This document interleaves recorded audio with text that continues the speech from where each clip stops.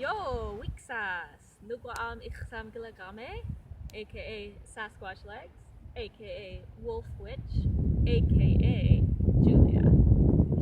I'm part of the Willy clan, and today we're gonna go over how to start a fire. So what we need, a knife,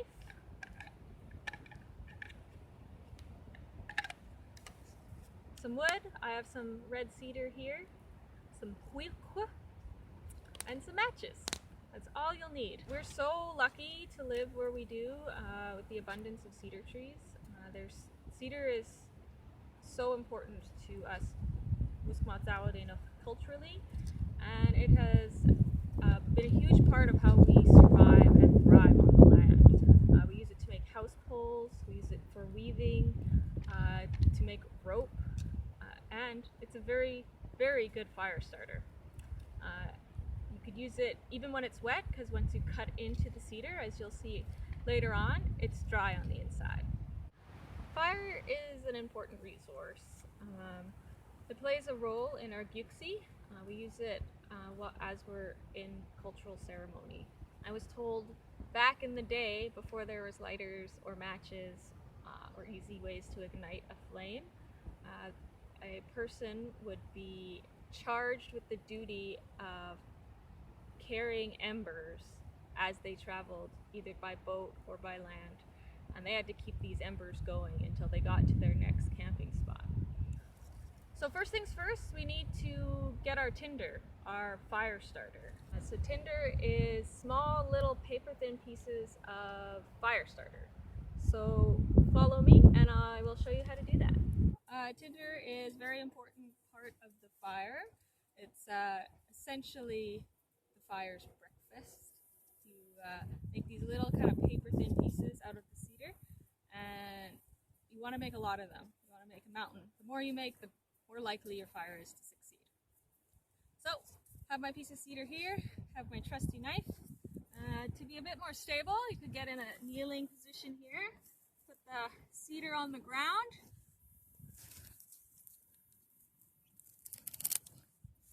So here you want to get some really thin strips of cedar here. See that they are paper thin, and if you could get these kind of curly little bits here, that's great. Like, this is a great piece. These little pieces here are wonderful for fire starters. So the more of those you get, the more success you're likely to have in starting your fire. Alright, now that we've got our big huge mountain of tinder, we've got to make the kindling. So kindling is bigger pieces, and we'll make some various sizes, then we'll go gradually up to bigger pieces of wood. Alright, here we go. This is a bit long, so we'll break it up. Put it off to the side. Just keep on doing that, and we break up enough. Make a good pile of it.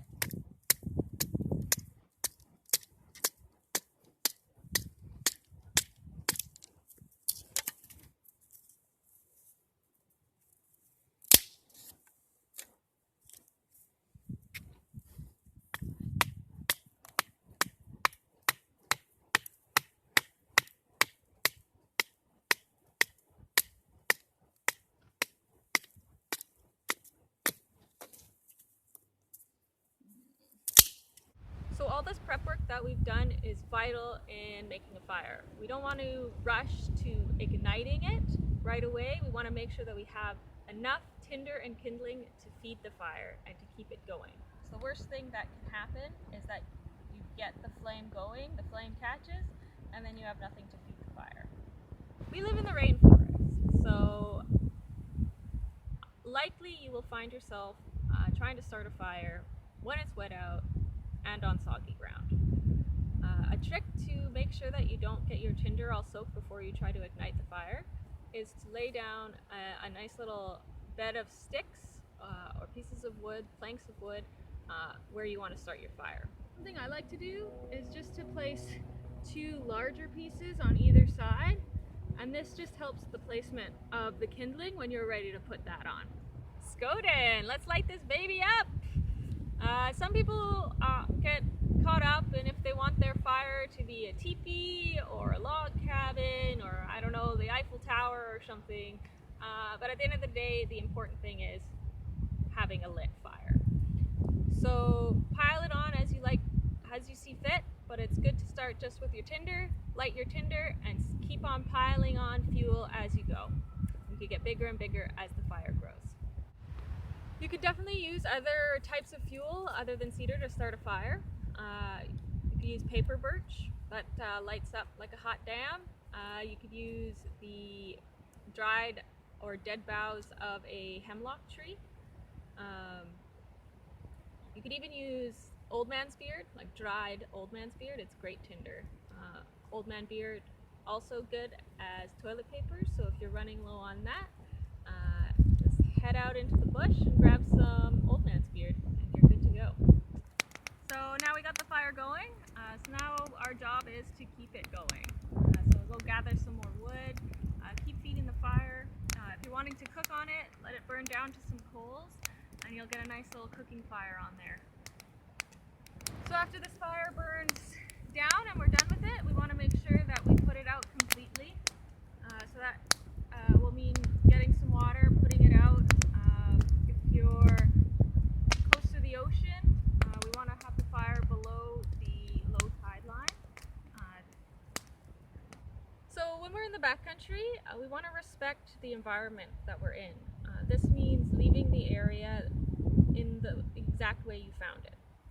So if you're in an area that doesn't have a designated fire pit, then you can have a fire there if there's no fire ban on, but the recommendation is to not make a fire circle, and if you are by the ocean, to make your fire below the high